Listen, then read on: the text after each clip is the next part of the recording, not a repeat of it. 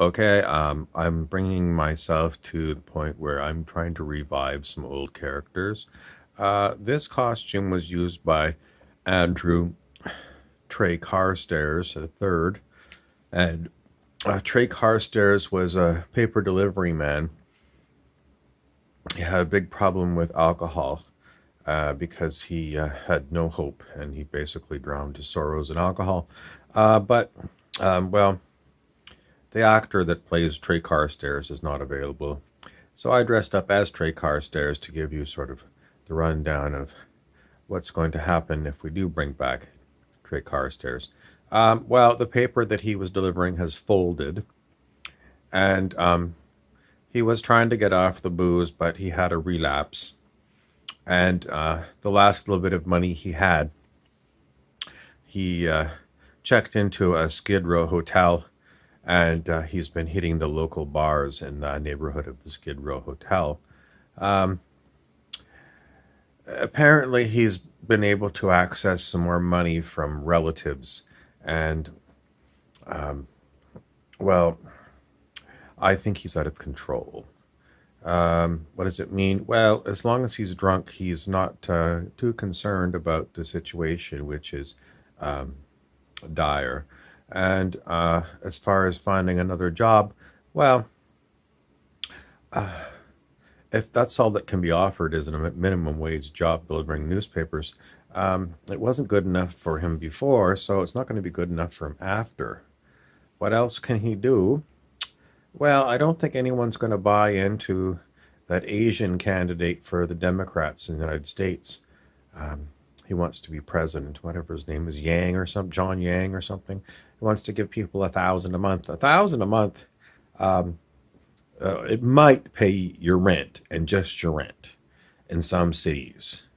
It might, but it's not going to pay for your food, and it's not going to pay for your utilities or your cell phone bill, and it's certainly not going to pay for any booze. So, offering someone, this 1,000 a month thing, no, it's a stupid idea. Okay, I'm getting too hot to wear this Trey Carstairs costume. Anyway, as you know, I'm Bob Frizzell, the movie producer, and yes, I'm a little bit annoyed because some of these characters were somewhat interesting, and the actors that were playing them have all left me. So I'm left with the costumes and, the meat suit, but the actual actors, I mean, the consciousnesses that come through this body to project the character, they've not gone on strike, they've left. Someone says it's because I don't pay them anything. Well, how do you pay a consciousness? I mean, in Earth terms, Earth people, their consciousnesses are always locked up within the, seems like the head and the body of a human body. So they always think that's what they are. But uh, if you start talking to extraterrestrials, they think it's, quaint that humans only have one consciousness and it's stuck within a body because the extraterrestrials often, don't have bodies at all. They just have a consciousness. It could be a single consciousness or it can be a group consciousness that works together and they don't have a body. So that's what happens with the actors that come in and play these characters, their consciousnesses. And what do you do with the consciousness? If you were going to give them bitcoins, well, I suppose you could open a bitcoin and give them. Well, how do you transfer bitcoins to consciousnesses? I mean, they're going to have to either find a body and walk into it, barge in and push the human aside, and then they're going to have to remember what the passwords are or whatever it is, the numbers and accounts to get into their Bitcoin, or they're just simply going to have to manifest a hologram looking like a human that can pass for somebody who's got Bitcoins. I don't know how they're going to do it, but do you see my point? If all there is consciousness, and humans are conditioned to believe consciousness always comes with a body, but you just go on YouTube and there's plenty of people who are channeling extraterrestrials that don't have bodies. So in essence, the consciousness of the extraterrestrial comes in to the human who has opened themselves up for a channeling. And, it's the consciousness has come into the body and it talks. And then when it's time to go, it goes. When it's not like located, like within my fist or whatever. Consciousness is wispy. Where does it go? It's not really physically located. Or is it? Is it? The answer is I don't know. It's a question I can't answer because my consciousness pretty much is like one of these things. I don't know where it goes when I'm not talking through a body. That's me, Bob Frizzell, the producer of this particular channel. Anyway, as far as Trig Carstairs goes, I guess the character is not going to be used. That's the update on it. And as far as how else are you going to get these actors to come back and play these characters if you're not going to compensate them with money? Which I don't anyway, because I don't have, zillions of quatloos to give them. Quatloos was a term in the original Star Trek for some consciousnesses that only had little brains about the size of my fist. They were little brains that pulsated, and they didn't have physical bodies, but they had telepathy, and that's how they abused Captain Kirk and some of the other crew on the Enterprise. Basically made them do things by telepathy. And then there was 3 of these things. The Gamesters of Triskelion was the name of the episode. And anyway, they bet each other, the 3 little Triskelions, and they bet each other quatloos, which is like money. Anyway, the whole point of the matter is consciousnesses without bodies are a whole new subject that not too many people really talk about what it's like. They say, well, maybe they're in other dimensions, but I mean, I don't even know these dimensions. Here I see 3 dimensions: length, width, height, and time. So that's all. So there's 4 dimensions here, which is not the same as the people that are talking about 3D Earth, 4D Earth, and 5D Earth. That's some other kind of dimensions. This is where it gets so confusing. And then there's other people that talk about these densities. Instead of dimensions, they talk about densities. And then, well, there's Bashar and Ra, and who's that other one? Oh, there's plenty of these commentators with these funny names. Abraham Hicks. Abraham comes through Hicks or something. Because Abraham is not physical. It's a non-physical thing that comes through Hicks. And then there was Ramtha, which came through someone else. And then there was Seth, who came through Jane Roberts. Lee Carroll is the man's name. And there is Chiron that comes through Lee Carroll. So Chiron apparently is non-physical, or if he's physical somewhere else, and he's able to make Lee Carroll talk whatever he wants to say. And I've seen someone else do the Ascended Master Sananda. And as I say, this body does all these other characters on our channel. And various other entities come through. Why is it that this body doesn't have protection? In other words, why can't it say, no, you can't come, or yes, you can come? The answer is because it doesn't have that ability. Do some bodies have abilities to filter out certain consciousnesses? It's not given to us to know. The original consciousness that was associated with this body is, well, it's very difficult for humans to try and figure it out, because what's really going on is, well, the whole thing about humanity is pretty much a lie. One consciousness with one body, and the consciousness arises from the brain. This is a huge error. It's a lie. It's a brainwashing. But, the alternative, which is true, is very hard to get your mind wrapped up around, because this is what we're talking about. We're talking about consciousnesses rather than bodies. And consciousnesses are very hard to pin down as to, you know, where they are, who they are, how they blend with, because sometimes these consciousnesses do blend into groups, how that's all determined. And how is it determined when some consciousness are sent to Earth to be incarnated in an Earth body? And how is it that some of these Earth bodies that had an incarnating spirit, those spirits have left, and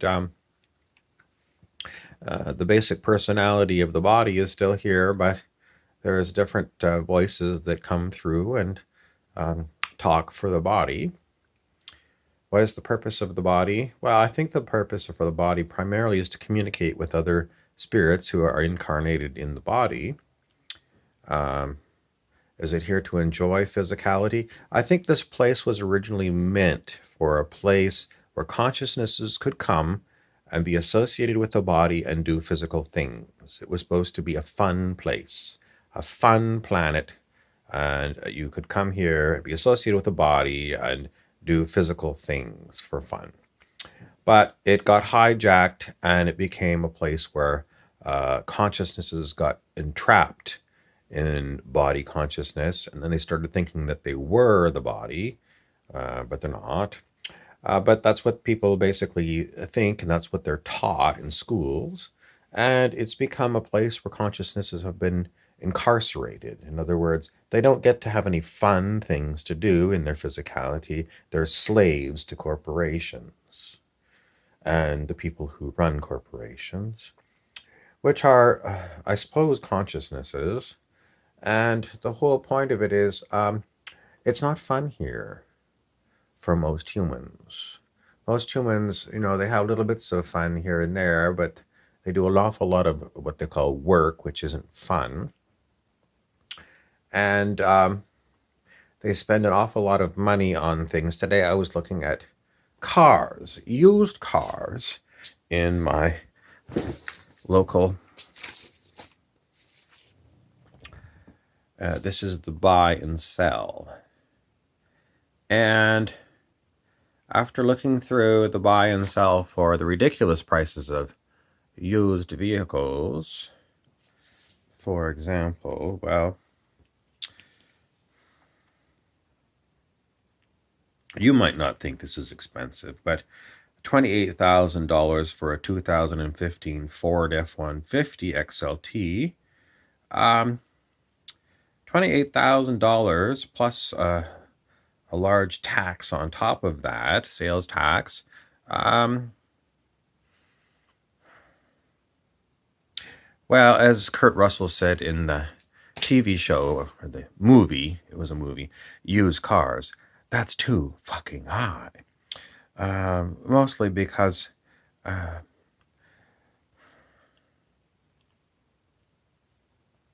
wages to pay for this are not high enough. It's out of balance. It's out of whack.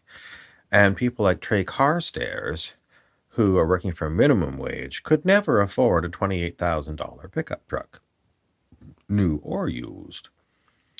We did see some very old cars, maybe 20-year-old cars that were about $6,000. Now, who's going to pay even $6,000 for a 20-year-old car? I suppose it drives off the lot, but still, $6,000 for something 20 years old. And in this area that I live in, they have winters. So it's had 20 winters. And they use salt on the roads. So the salt gets all blown into all the auto parts and rusts. So some of the stuff, like the bodywork, gets fixed. And the problem is it gets into the wiring. And I had a vehicle a long time ago that lived through, I don't know, 10 years of winters. After 10 years of winters, the salt got into the electrical system, and it was a small pickup. It was a Nissan pickup, a King Cab, and I was driving down the highway, and the engine just stopped dead. The lights all went off. It was at nighttime. The headlights went off. Everything went dark. I had a blackout, and I never trusted the vehicle again because I came to the conclusion that the salt had corroded the electrical, and the whole electrical system in the vehicle. Somewhere there was a fault, but the whole thing was suspect, and it became an unreliable vehicle. So that was after 10 winters of salt. Um, After 20 winters of salt, am I going to trust something? Am I going to give someone $6,000 for a 20-year-old car? No, no. $600. Well, the thing is, how reliable is that? Are you going to get halfway across town and is it going to stop on you? It's not reliable. It's not worth any money at all. It should go to the recycle bin and be made into a new car. But then, I was looking at Nissan Micras. It was the smallest, cheapest Nissan, and it was pretty close to $19,000 plus tax for. Well, this was what in the old days they called an econo box.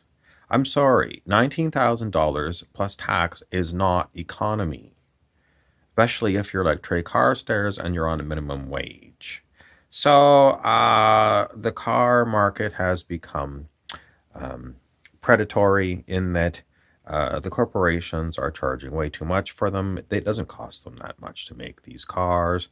They're made in automatic robotic factories or some hand assembly done in places like Mexico where they pay a very, very low wage.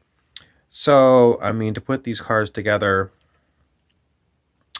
I'm going to guess it cost them $2,000 to make one of these vehicles.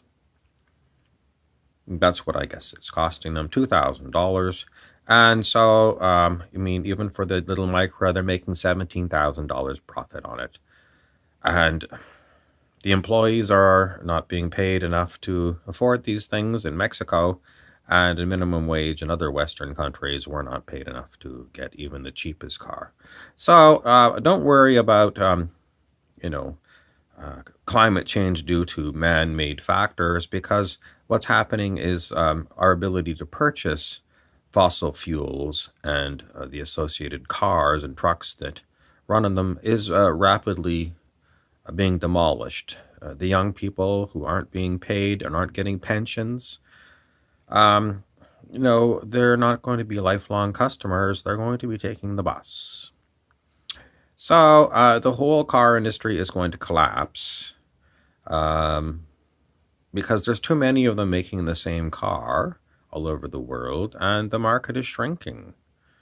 At least it is in Western countries. I don't know if China is going to be a bigger place, but as far as Western countries go, people are priced out of the car market, and that hasn't got into the housing market because it's the same thing. Trey Carstairs can't even get a low rent apartment. I looked at one place in really a third-rate city in a place in North America, and it was basically for a studio apartment. That's no bedrooms, just an apartment with, like a kitchenette and a bathroom, shower. It was going to be $1,000 a month rent. So, what does it mean? Well, it means that people are, that have money have bought up all the rental properties because they think it's a great way to make money. And the people who should have these houses can't afford them because it's too expensive. So what have we got? We've got, what do you call these kind of people? These ones that are just wealthy and just buying things and then turning it around and renting it at market prices. I call them evil. I mean, this should be a crime, being a landlord. All landlords, yes. If you don't need the property, then you shouldn't have the property. It's not your wishes that should be taken into account. It's people's needs. There's people who don't have housing. And you owning a bunch of apartments and being whatever kind of landlord, slumlord or high-end lord, you don't need these properties. Someone else needs them to live. So it's evil. So it has to be all removed from these people who own them and redistributed to people who need them. Someone is always going to say, well, some of these people that need them are going to destroy them. Well, some of the people who have lots of money destroy things. So, I mean, whether you have money or not, it doesn't mean your character is any good. So, anyway, that's the whole point, that we have to change things because real people, not just these fake characters that we do here, like Andrew Trey Carstairs, need a place to live and they need to get around. That's your commentary for this time. I'm Bob Frizzell.